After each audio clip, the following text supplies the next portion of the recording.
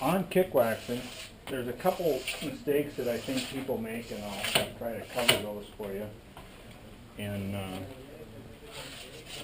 answer some questions on them. But there's one thing that I do quite different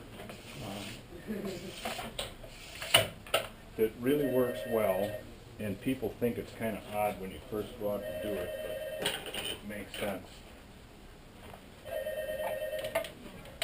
when you think about it a little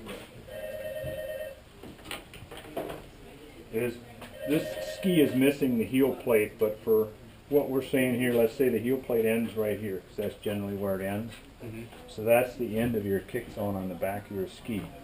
And then it generally goes up to somewhere in this area in the front. So for right now, we'll call that our normal kick zone. So if you stood and paper tested these skis, from here to there is where the paper would slide and it would stop. That's where your contact points are. When I kick wax a ski, what I do is go 2 inches beyond that front zone. And the reason I do that is if you're up here, you're pushing down on the front of the ski. So if you're going up a gradual striding hill, you're pushing down on the front of the ski, you want that front to grab. You want it to grab. Then when you come down the hill on a classic ski, what you do is you sit down and you rock back on your heels. When you rock back on your heels, you lift all but the tip of that ski out of the track. So you're not running on this section at all. So by doing that, you can get a lot more stride on the uphills, a lot more bite on the uphills, and a lot to keep the same speed on the downhills. It's much easier. If you extend this back, or what people do is they put a gooey wax under your heel, what that's going to do is going to slow you down. When you sit back, you drive that down. When you're coming forward, you're not up on it. So it's absolutely not the route to go. And so what you want to do on the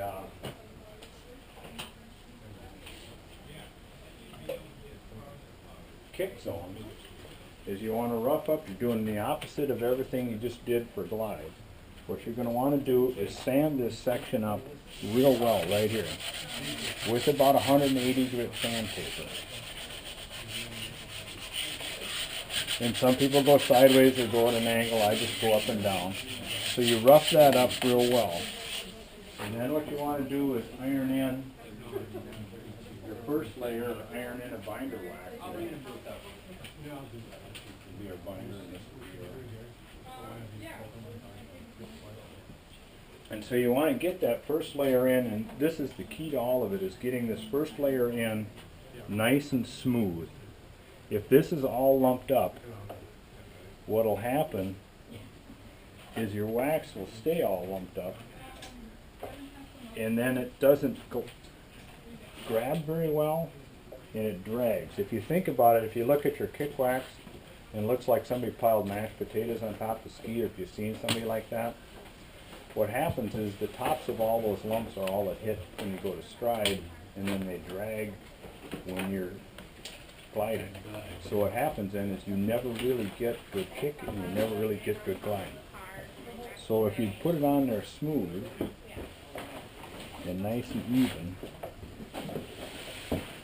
and get that first layer ironed in well, then you'll have good glide. And what I generally do is I'll take a piece of masking tape or a piece of blue tape over the front and the back, so I stop my zones right there.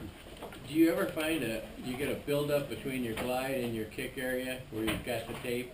Yeah, then I just cork that out.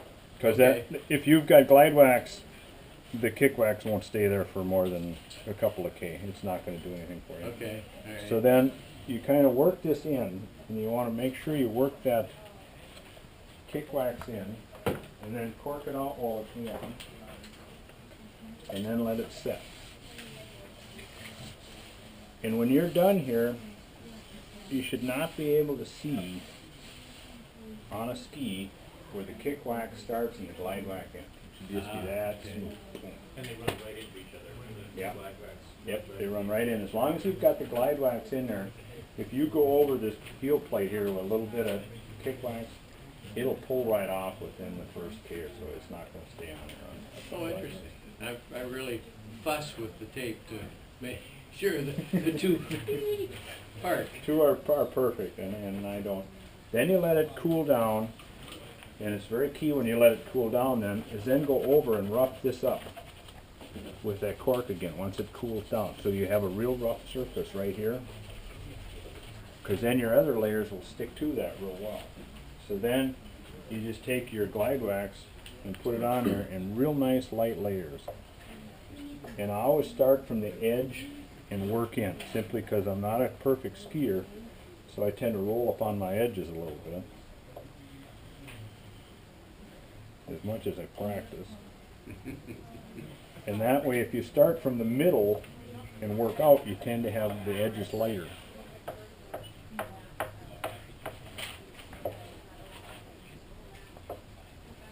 And then put it on in light layers and buff it in real well. And get all the lumps out of it.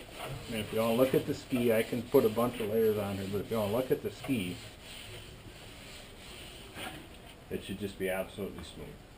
And that, you can run then a warmer kick wax, get better bite, and have nicer glides. They have really fast ski. Plus you've got just dynamite kick.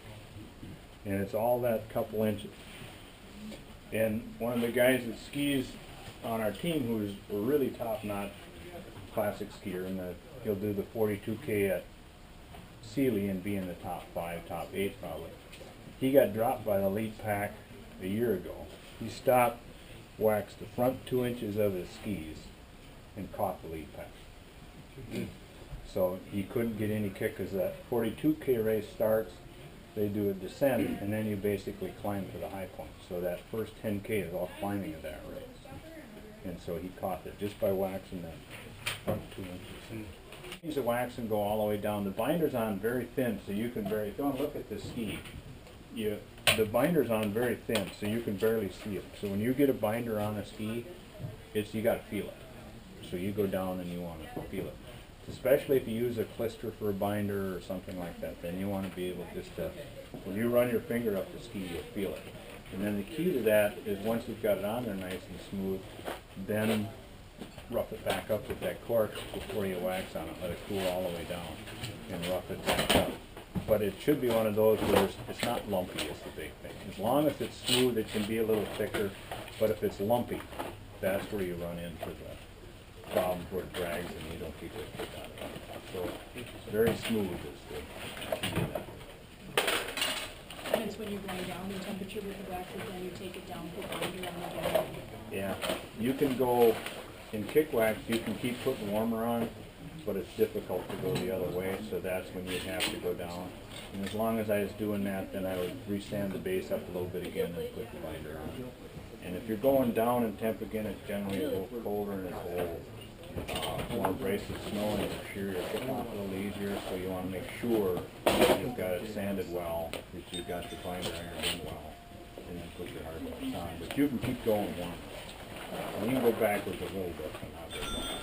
But you'll also find, like when I ski, I run on Rhodey green, multi-grade green. It's as cold as I ever go, and most of the time I ski on Rhodey Super Blue.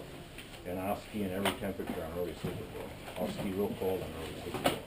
I'll have this great kick and it's really fast. I ski on the Super Blue and the Violet Special.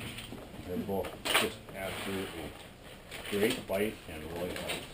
And I've tested that against anything that's out there many times.